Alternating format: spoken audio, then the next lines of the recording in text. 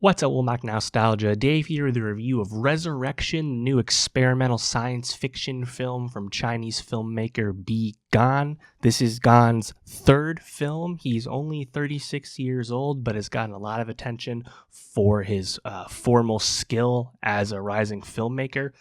Resurrection premiered back at Cannes earlier this year, has since released in China, elsewhere in Asia, and is slowly releasing in the United States via Janus as we speak. Resurrection does star Jackson Yee, who I've been a big fan of from when I've seen him in previous Chinese films. I liked him a lot in Better Days, I liked him a lot in Full River Red, and he is the ostensible star of Resurrection, which is a very intriguing and hard to describe and decipher film. Definitely one of the most challenging films I've seen in some time for what it does structurally and how sparse its narrative can be. It's not an obvious film by any means. Bi Gan's Resurrection is a very ambitious film, 2 hours and 40 minutes in length, a 6-chapter structure, set in a future world where humanity can no longer dream. We spend our time with a character who still is able to, and each of these chapter structures is a unique vignette. Star Jackson Yee effectively changes his character every single chapter as we drastically change setting and time. It's certainly a challenging narrative because that plot is very hard to piece together.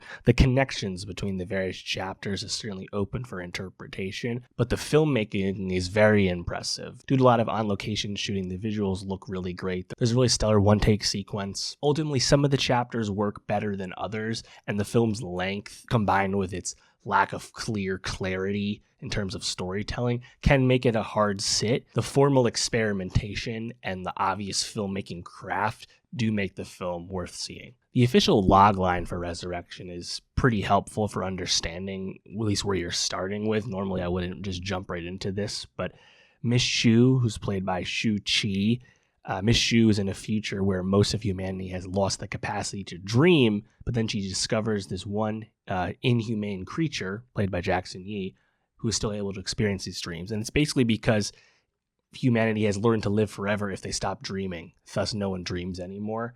And then our dreamer we do meet, he's called the Deliriant, and it starts off with this like dollhouse diorama style.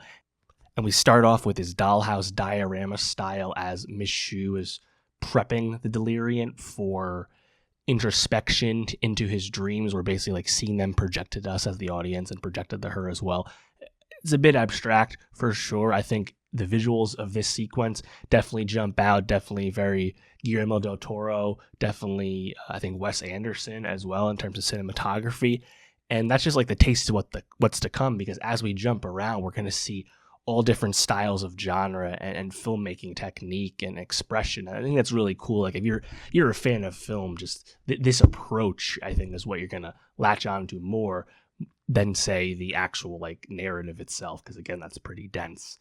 These 6 chapters are also aligned with the 6 senses in Buddhist thought: sight, hearing, smell, taste, touch, and mind.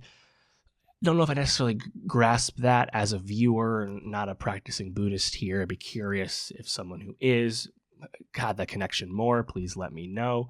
But chapter 1, probably my least favorite of all the chapters, to be honest. And I guess really chapter 2, but the first dream we experience, where there's this like military commander and he's captured or attempting to capture this accused murderer, kind of like a noir spy type story vignette here. And these vignettes, they're all like, they're of decent length. They're often 30 plus minutes, they do add up pretty quick.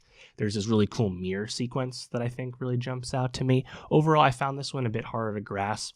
Chapter 2, or again, chapter 3, whatever, is the next stream. I like this one a lot more. We experience this art thief who's absconding to this abandoned Buddhist temple with his crew, and then he has to spend the night there, where he inadvertently, unintentionally unlocks this spirit when he uses a piece of a chipped Buddhist statue to fix something with one of his teeth, and the spirit takes the appearance of his now deceased father, and they have this antagonism that eventually morphs into acceptance. I really liked how that one looked. The set was incredible, visually very impressive. But I think that chapter in and of itself probably comes together the best narratively. Like you kind of understood the arc as those two characters just talking to each other in this snowy abandoned temple. And again, as we're going through all of these dreams, this lead character who keeps changing as the story completely shifts and jumps around, it's continuing to be played by, of course, Jackson Yee, who's wearing different costumes and makeup and things like that.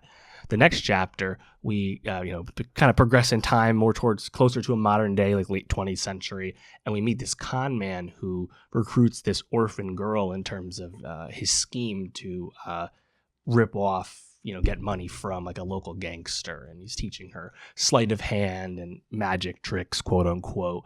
And I think that one also worked really nice. Visually, I liked it quite a bit. I like that character dynamic, the chemistry, pretty good child performer. Another chapter that I think has a pretty nice conclusion. And then lastly, a complete stark shift again. We're at 1999 New Year's Eve with this kind of local heavy, hoodlum gangster type young man, of course played by Jackson Yee again. He's on the streets, kind of dodging these more overt gangs as they're shooting off fireworks as the clock is approaching midnight, and he's chasing this girl. Very, very familiar premise here, but this was an incredibly elaborate set, and this is where the long one take happens that it took them weeks to film, from what we understand. Looks absolutely spectacular. I think the lighting worked really good as well. And then you get this crazy shift where we learn that, in fact, the girl who's being chased and who she works for, they're actually all vampires in the literal sense. And our lead protagonist asked to be bit by the girl he's been chasing at the very end.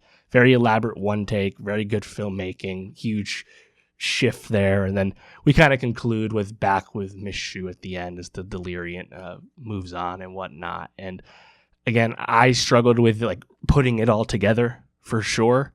This is a movie that's very much open for interpretation and was going to, I think, inspire a lot of different reactions in terms of what you get attached to, what works for you, what doesn't. But I am impressed by the scope, the ambition of the structure, and the wild swings that you get across these various chapters. And while I, again, couldn't really put all of the narrative together, some people have, and for some people it's besides the point. And I think the fact that this film can inspire that much of a reaction, in addition to such obvious craft on display throughout its runtime, does, I think, bring a lot to recommend. I'm certainly interested in Bi Gan's films moving forward. I have not seen his earlier work. Again, only 36 years old. That's pretty exciting. Also, he has filmed a bunch of this outside of China, which is cool to see. I believe some of the filming was done in Denmark. So I'll be curious if he becomes perhaps in the lineage of Chinese filmmakers of old, becomes a really big face on the international cinema scene. Maybe it's a little too early to say. I don't want to compare him to legends, like Zhang Yimou, Wong Kar-wai, whoever. But if he's going to be out there a lot more in the world cinema, that'll be pretty cool. So we'll see. But I think it's a film that is absolutely worth discussing, just because there's a lot to unpack with it. And it's quite unique. Let me know if you've seen Resurrection. What did you think of this movie? How did it work for you? What did you like? What did you not like? Let me know what you thought. And for more movie reviews, subscribe. And I'll see you next time.